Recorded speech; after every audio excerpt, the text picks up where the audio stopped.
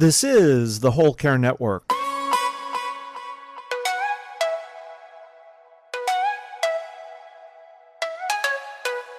Helping you tell your story one podcast at a time. The following CareLab podcast does not provide health or medical advice.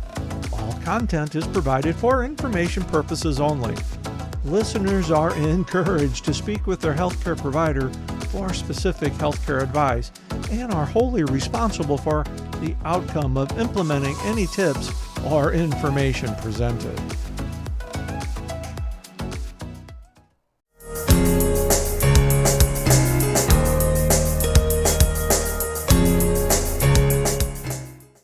Hey everyone, welcome to CareLab.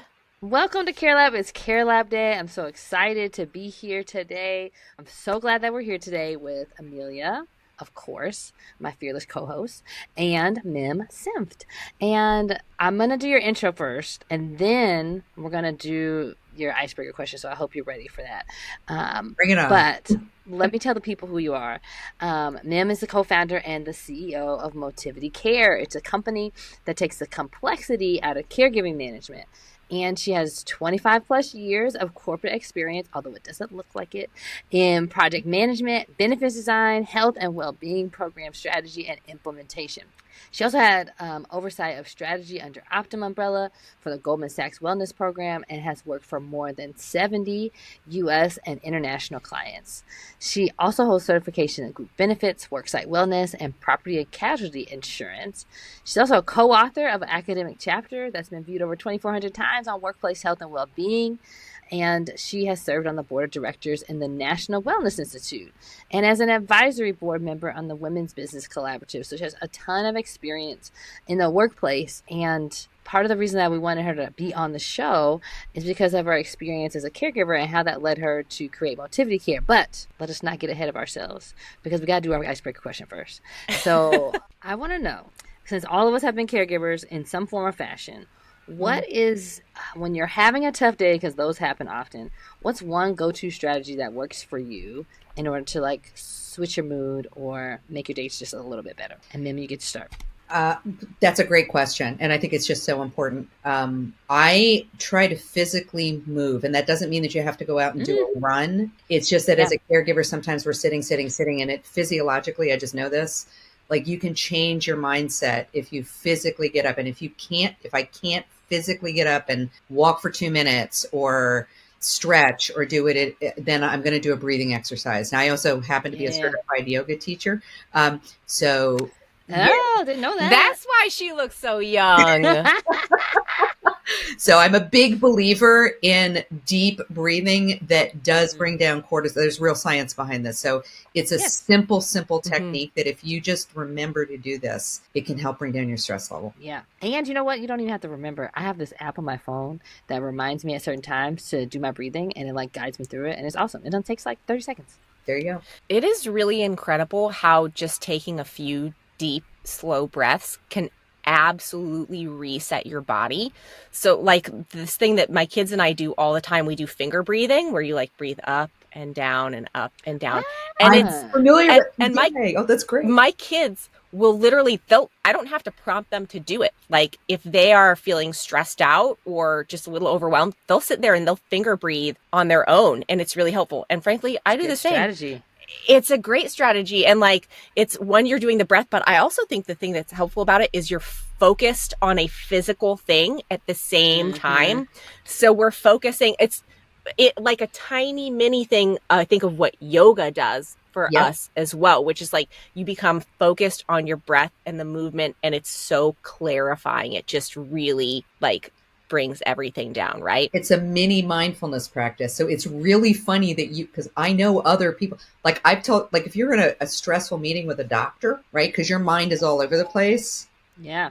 What you just shared, you can do that under a table where nobody even sees it. So it's not even like, so I love that you brought that up, Emilia. Thank you so much for sharing it because I'm a huge believer in what you just shared.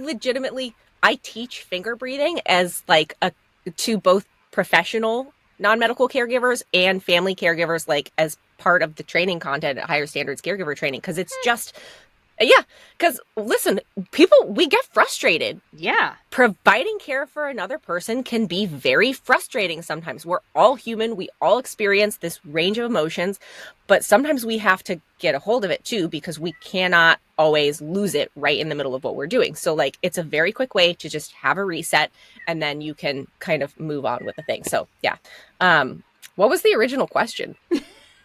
Oh, what do we do? What's it? Yeah, it was like what are those little mini things that we can do as a Oh, caregiver when we can't necessarily get away or because we know. I mean, we all go through this. mhm, You know, if you've been a mhm. caregiver, you know there are just times when Yeah. you can't get up. I get a little frustrated when coming out of the like employee benefits worksite wellness world for many years. I argue this all the time. Well, people need to do 10,000 steps and people need to do this or that. But when you're a caregiver, you are so overwhelmed sometimes. I mean, we've all gone Yeah. through this, right? And you just need to kind of reset. You need to do something that is, in my estimation, comforting and caring for yourself. And that doesn't mean, well, you aren't doing enough exercise. I just believe in the kindness to yourself. Mhm. We got to give ourselves a little bit more grace when we're going through the tough Hey, times. yes. Yeah. You know, the other thing that I find really helpful personally in a lot of different situations is using music to really like reset my mood or modulate my mood. If I'm in one place and I need to get to another, music is a really fast way to get there and just say, okay, we're going to do away with all of these emotions that are really not helping me move forward through the situation right now. We're going to put something on that I know will put me in a better place or help me feel motivated or whatever it is. Like, music is absolutely one of my main go-tos also. There's a lot of science behind that too. So yay. Mm-hmm. Yeah. Well, I made a face because that was my answer. So you stole my answer. It's Ha! music.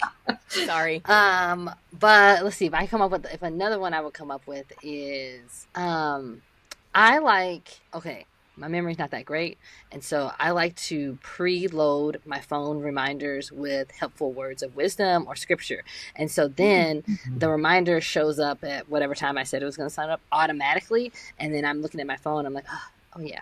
And that's like one additional way that I used to try to like either change my mood or like keep it in the right direction, keep my mind on the right things. Can I add one more little tiny one? Yeah. Of course. I am a big believer in support networks. So having a caregiving buddy, I know that sounds kind of like, but somebody that you agree each other that like when I'm really at this point, you know, it even just 5 minutes. Hey, I'm really stressed out. Just need to hear your voice. Human connection is a huge thing, and I you know, and again, if you have a spiritual community, you know, Mhm. a church, a synagogue, or whatever, I think it's a great opportunity because they speak your care language. You know, Mm-hmm. and you know, I think sometimes we get very isolated. There's things we can do for ourselves personally, but I think sometimes we forget how much human connection supports our health and well-being and our mental health and well-being. Absolutely. So, what you gonna say, Emilia? I was just going to say, so like you are clearly very knowledgeable about a wide range of things. You have a lot of experience doing different things. I'm wondering how you got to be where you are right now in terms of like, how did you come to offer the kind of support and gain this knowledge that you have for caregivers? So I don't have like a straight path career, so, clearly, as you could probably Same. tell. But again, I have an insurance background, I have a business background, HR, finance, like all of these things. So how does that play into caregiving, right? Because like so many, I got thrown into it. Mm-hmm. And so I'm a data girl. I really am. I mean, I've designed a lot of programs. I've looked at a lot of gender equity and diversity issues and looked at real data. And so it's been a combination of my own experience. So I mean, people go, oh no, how many times have you done this? And I said, I know, but it's also been a gift because I've experienced things different ways. So my father had pancreatic cancer. I was the primary person for that. My sister-in-law had ALS. I was not primary, but very involved, like from a family perspective. My husband was in a hit and run accident. And and that one like turned my life upside down. We dealt with my stepdad, who I was very close to during COVID, end of life, bringing him home, figuring out how we were going to do that for him because that was what he wished for. You know, helping my elderly mother-in-law overseas and doing that through a completely different lens. And just seeing a completely different model, by the way, in terms of how we help aging people age better and age more securely. And right now, literally last weekend, I got the call. I'm the oldest in my family. I am. And of all my cousins. And so I do have that kind of care gene, but we have a family member who's older, never married, no kids. And now we've started to move it forward. So, making sure her legal documents are in place, decluttering, so that, we can make it safer. And the family's going, she's got to go into a place. Well, here's the deal in caregiving. So often we want to jump in and do what's right for somebody or what we think is right for them. But these aren't children. And so if it is somebody that is of sound mind, you have got to listen to them if you're a caregiver. And that can be so frustrating when you're trying to balance your home and your job and like, oh my gosh, if you just listen to me, we can get this done. But sometimes that backfires on you. And so we're down, we're now putting in this whole process and we are working. I'm going to say it. We're working with Ask Sammy and with key partners because it's coming in and doing all of these things and this ecosystem. So I've learned a lot personally. I've also looked at the data at how this is impacting businesses because most of the people making caregiving decisions are in the workplace and it impacts working women at a much higher level. That's just a fact. It's not a discrimination thing. It's just a reality. Yeah. But I think the other thing that businesses and business owners need to understand is what this means to their bottom line and where this is going. We have 70 million baby boomers in this country. Who's caring for them? And the last thing I'll share with you, because I think this is really important to understand, is that the number one financial risk for millennial workers is cost of care for their parents. Number one. Wow. Going through their 401k because their parents don't have enough. So this is why this care discussion is so important. Like, what are the component pieces that we need to have in place? And because I've lived this gets back to your original question. I have sat next to my husband's hospital bed trying to manage my business, my family, and 4 sets of doctors and not knowing if he was going to recover or not. I had to manage my consulting at the time, my consulting business, and giving morphine, no joke, to my stepdad because it was COVID and they didn't have enough caregivers. So this is a lived experience for me. And I am mission driven. My company is mission driven on making this better. And my little secret thing, I want to keep more caregivers in the workplace, keep them financially stable, make it easier for them, and of course, obviously, we work with retirees. We work with everybody just like you guys do too. But I think the real pain point here in our society that we have to do more conversation around is how many working people are now being thrown into caregiving and not getting the right support. And this has like a cascading effect, right? You were talking about how it hurts the bottom line of businesses, which is the only way that things get done in America because we have a capitalist society, right? But in addition, there's a lot of data, I'm sure you know way better than me, about how working women either don't advance in their careers at the rate that they would have normally because they had to take a break or slow down because of caregiving. And also they're at risk in their retirement because they're not making the money that they were before or could have made throughout their career that would have led to the appropriate 401k that they need for their retirement, which means now their kids are going to probably have to supplement some of their care. So can you talk a little bit more about how it impacts like the caregivers financially? Absolutely. I'm super passionate about this. So the answer is yes. So, I've done joint presentations with Heather Ettinger, who used to be on the steering committee for Hightower Financial Advisors. They're a national financial advisory company with 124 plus offices, right? So they know their stuff. And they went out and did this survey specifically around this issue. So when a woman takes a caregiving break, on average, you will leave between $300,000 and $800,000 on the table over the course of your career. So that's number one. So if you take a break for kids and then you take it for your parents, that is a huge difference in terms of what you're going to be financially be able to save compared to somebody who is not, kind of pushed into that piece of it. Then we get the second issue around this, that if you take a caregiving break as, really male or female, if you're over the age of 50, the chances of you ever getting a job where you make the same money that you made before you took that caregiving break is almost zero. You haven't put into Social Security. You may have tapped into your 401k. And I have had people walk up to me at conferences and tell me they have gone through their entire 401k savings at 50, 55, and starting all over again. They will never retire. And so this gets back to what you were saying, Brandy. Like, so many businesses focus on, you've got to save for retirement, but how many are talking about this care issue? First, through the gender lens and how it really is the broken rung piece versus the glass ceiling piece. And again, clear data to show that. But also, if we're really trying to keep people financially stable, there just needs to be a bigger conversation around this. Hey there, it's Emilia. Listen, I am so thrilled to have a great resource like Ask Sammy as part of the CareLab team. And here's why. It's a game changer for aging in place because it makes it so simple. All you do is ask. Just type in your question or even tell Sammy what the problem is and get tailored solutions. Everything from innovative adaptive equipment to comprehensive resources. It's a great way to become more empowered, to live more independently, and to live with greater confidence. And my favorite thing about how Ask Sammy works is it's deeply rooted in dignity and practicality. So whether you're a fellow therapist, a care partner, or someone who's seeking solutions for themselves, visit www.asksammy.com. We're going to link it in the show notes so you can find it there. Start making home more accessible today. Now, back to the show. So can you talk a little bit about how your company helps with those kinds of issues? Because that's a big, hairy, difficult problem to solve. Yep. Right. And again, it's challenging, right? How do you simplify a message about a very complex thing that we are taking the complexity out of? Right? Yeah. I mean, that's really what the thing is. So here's what I'm going to simply put. There are medical issues. There are legal issues. There are financial issues. There are personal considerations. There are diversity considerations in caregiving. There are spiritual or religious considerations.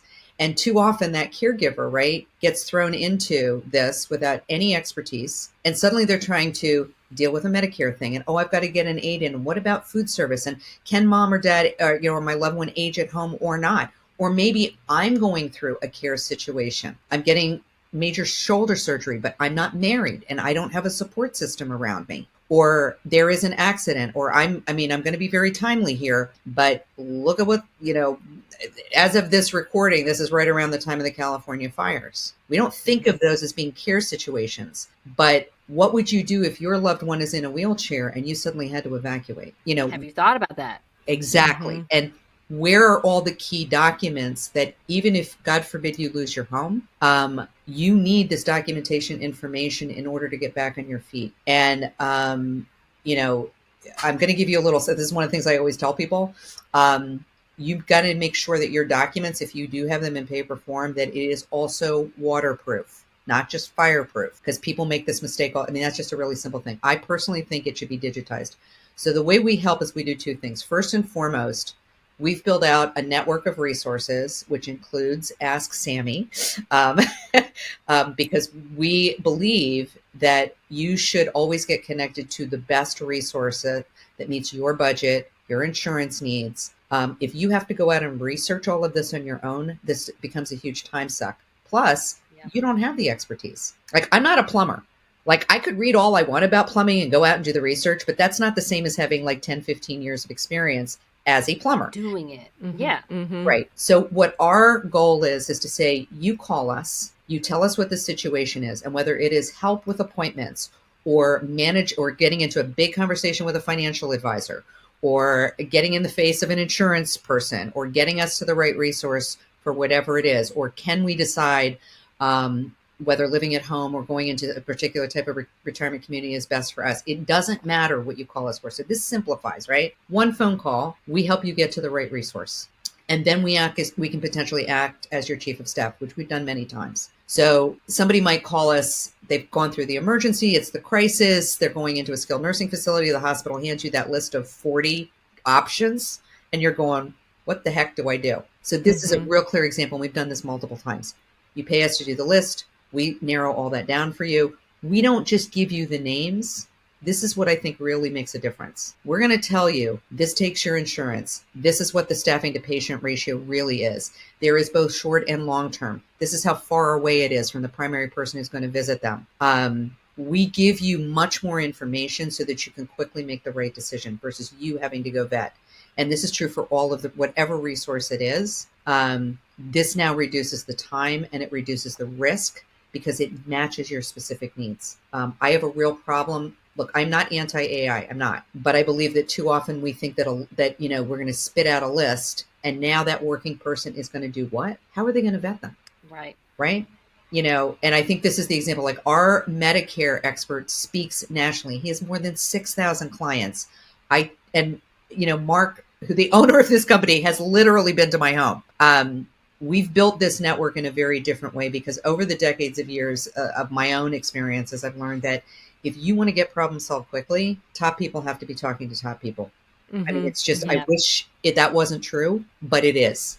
It's not a fair world. And so we're here to be in your corner to do that. We marry that with the tech platform, which allows you to keep every piece of documentation information securely. For those of you that might know tech security, we have SOC 2 Level 2 cert. That's what any global bank has. Seriously. And we meet EU, Canadian, US, and California data security standards. This is not a Google Docs. It allows you to share a piece of information, just that specific piece of information, a portion of information, or the entire platform. You and a loved one, if you're sharing care, can see and edit everything, but then you might have an aide come in. So you only give them access to view certain information. Maybe you're getting a will updated, or you're putting a trust in place, or you're going through the Medicaid application process, whatever it is. You can permission the attorney to upload down, back and forth in this platform. And I can tell you, we have attorney groups that are now working with us because A, the level of security, B, ease of use. They don't get a stack of papers anymore. Like, it makes it super, super simple. And then the app also allows you to photograph. And I know we're on a podcast, so it's hard to say this, but imagine, instead of you typing in all this information, literally did this with my aunt last weekend. Pulled out her Medicare cards, both the major one and her supplemental plan, and her RX and this, and her driver's license, and the credit card that she uses most of the time, and all this other information. In less than 30 minutes, we just set it up. Click, click, click, click, click, click. My cousin, who is also sharing care responsibilities, who lives in Vermont, my aunt lives in Virginia, she's now permission. She now has access to that. That's how easy this is. And so it doesn't matter where we are. If we get that emergency call from my aunt, I have the information that I need. And she gets to choose who she wants to share it with, right? So it's the network of resources married with the technology that allows you to securely have what you need when you need it.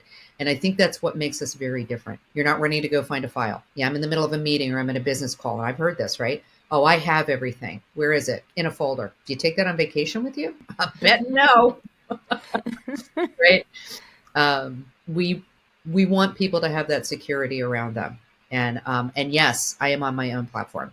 Yes, my husband is on my own platform. Yes, my family members, that was my first thing, as I want that peace of mind personally. It doesn't have to take a lot of time. It doesn't have to cost a lot. But what is that peace of mind worth it to you? CareLab listeners, it's Brandy, and is the founder of a platform made to make aging in place easier for everyone. I knew it would be incomplete if we did not have education, especially for caregivers. So whether you're a family caregiver or somebody who trains a whole organization, Higher Standards caregiver training videos are for you. I'm so proud that we were able to partner together with Emilia in order to provide these to you because they're easy for everybody. You get great occupational therapist-led training on topics like transfers and how to care for someone as they age, or maybe as things change when you have Parkinson's. So no matter if you're the loved one who doesn't know exactly what to do next because things are getting different, or if you're a professional who trains caregivers that go into the community and you need some quality education, you get both from Higher Standards Caregiver Training. And you need to check them out at higherstandardscaregivertraining.com. When I think about, every one of us has those times when you wake up at like 2 a.m. in the middle of the night and you're like in panic about something. And I have definitely had those moments when I'm like, wait, did I file this? Or wait, where's this thing that I probably actually have somewhere and I know where it is, but I'm panicking about it, right? Like to wake up at that time and be like, oh, wait, no, everything is actually right where it needs to be. Anyone can get access to it. It can't, if something happens to my home, this is going to be okay. If something happens to me when I'm not in the country or somewhere else, like this is going to be okay because I'll still have those documents. There is a great peace of mind that comes along with that, as well as I think a sense of control over being able to, make sure that the right people have what they need if they need to step in and, help you out in certain situations. Yeah, my cousin's husband, and this happened before. I mean, again, it's a real story. Went over with his son, and they were in Europe, and he had an unexpected accident, broke his ribs, like really bad. Okay, where's your information? Right? Not just your insurance information, but like, are you going to remember what your blood type is, or the person with you if you can't speak for yourselves? What meds are you on? Are there any specific allergies that have to come up? Is English your primary language? Super important in an emergency situation, because my husband sounds like me, but English is not his mother tongue. And so how is a hospital ER team going to know that? And this is vital in those situations, because you will revert to your mother tongue. And so you may be reacting differently because they just don't know that. So I'm giving you a very specific example. And why, again, I think it's so important in a crisis. And let's be honest, I don't care how good, how smart you are. When I get that phone call about my husband being in a hit and run accident, I mean, literally, the phone call went, we have him here. I was 60 miles away. He's in Manhattan. I'm 60 miles northwest. So this is a Friday in the middle of the summer. So you can just imagine what the traffic's like getting into New York City on a Friday afternoon, right? So I get this phone call, and it goes from, well, we have him here. We're evaluating. Can I talk to him? Nope, can't talk. How fast can you get here? I'm like, how fast can I get there? Yeah, we're probably taking him into surgery. Please keep your phone on. So even given my background, I'm human like everybody else. I'm thinking, oh my God, what am I going to walk into? Trying to process all this stuff. Now, this goes back to the mindfulness thing that we talked about. You're not thinking about, well, I better make sure and get all of the documentation that I need in order before I go to the hospital. Before I drive down there. Yeah. Yeah. Right. Did I remember his blood type? Did I remember to tell them any of these things that he's allergic to? Nope. The one thing I will say about mindfulness is that before I ran out the door, I actually stopped myself. That was like, thank God, is that saying, are you in the right state of mind to get in a car and drive into Manhattan on a super busy day? Is this just putting me at more jeopardy and making this even worse? And so I am very grateful to have some wonderful friends, and called a friend up and said, is there any? Yep, I'll be there in 15 minutes. In the car, went down there. So it's another example to me of thinking about, and especially because of we're caregivers, right? And I do think this is true for most. Maybe I'm speaking for too many women, but I can speak for myself. I have to do it. Well, of course, like I'm a caregiver. Why, This is, yeah. Right. I should be able to handle this all myself. Yeah. Give yourself some grace. It is overwhelming. We don't know everything. Know that there are people that you can reach out to. And particularly in these times, having that extra backup, having that person stand beside you who is not in the same emotional state, can make a huge difference in care decisions. Help you see things and be that support network that you need. And it can be virtual too. I mean, that's totally fine. But again, it goes back to why I don't believe that the first phone call that you make to us should ever be a bot. Ever. If you are going through, you just got a cancer diagnosis, your family member, or early Alzheimer's, or it's an accident, I believe you should talk to a person. Mm-hmm. Yeah, that's so important. And also, like, I'm barely keeping my own life together, so then I can just like take over somebody else's life and like keep their life running too is like a lot. And I know like we talk about things from a caregiving perspective, and maybe it's for somebody else, like you talked about your mom and your aunt, and like putting their information in so you're prepared as things change. But I'm also thinking about it as far as like my husband is often asked, I like manage the paperwork and the stuff of the house, right? And so that's all on my computer. I know how to access it.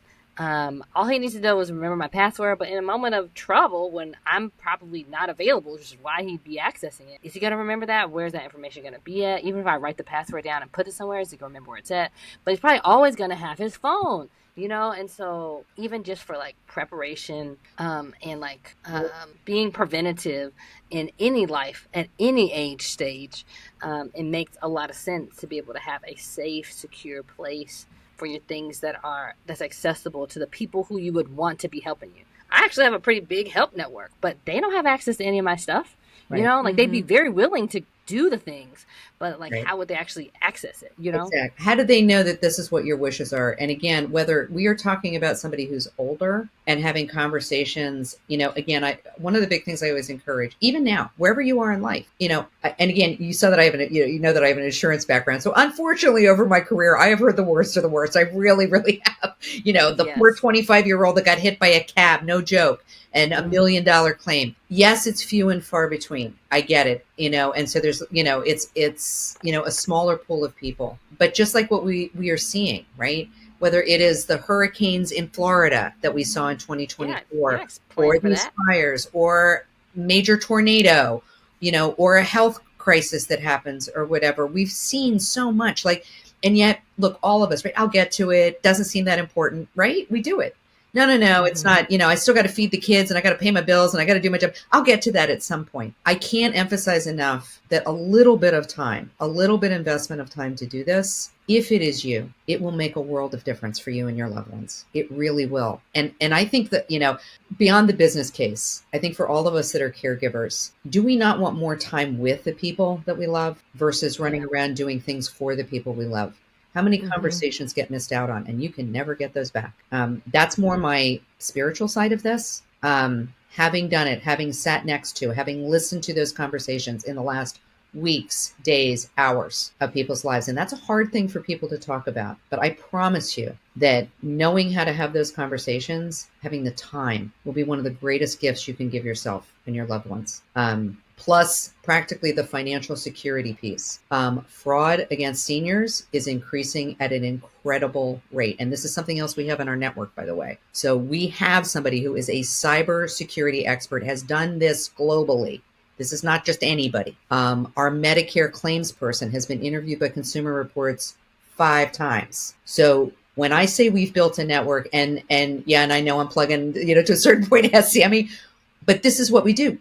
Brandy knows, we got to know each other and had a conversation, and we did this. And so I look at this network as a network of care, and really the network that is there to put arms around people and their families. And beyond that, businesses, to say, if you care about your employees, at least 25 to 30% of your workforce right now are working caregivers to adults and aging adults. That's AARP data. What are you doing for them? It is costing you in terms of time. It is costing them.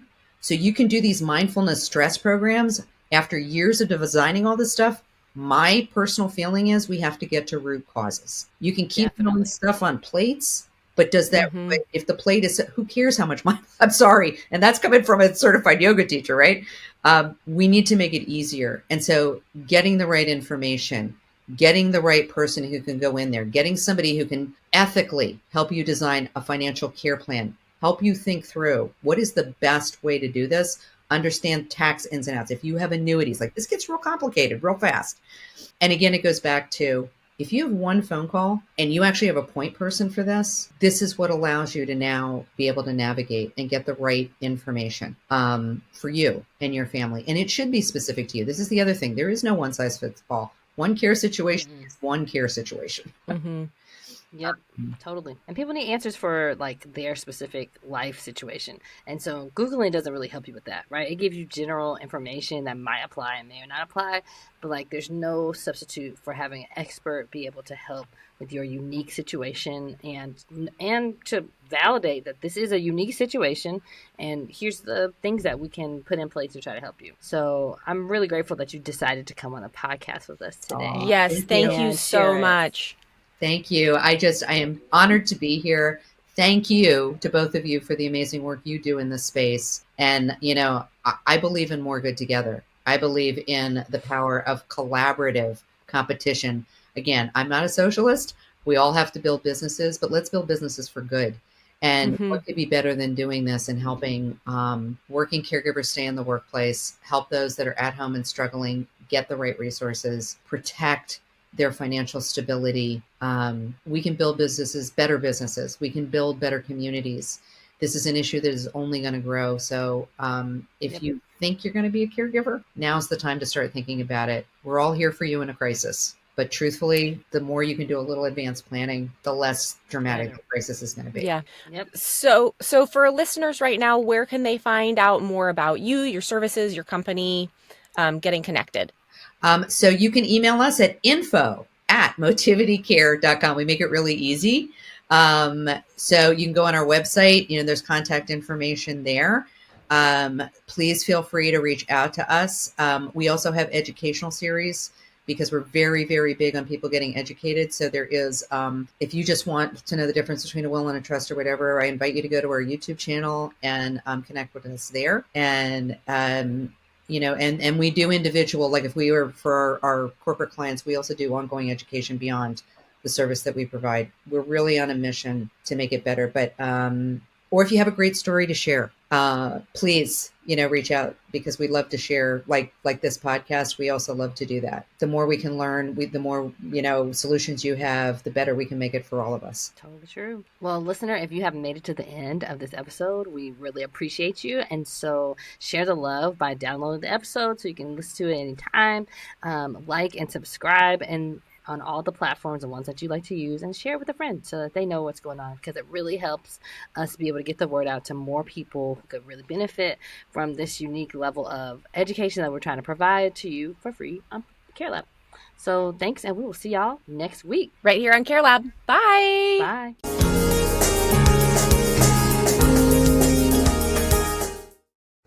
This is the Whole Care Network.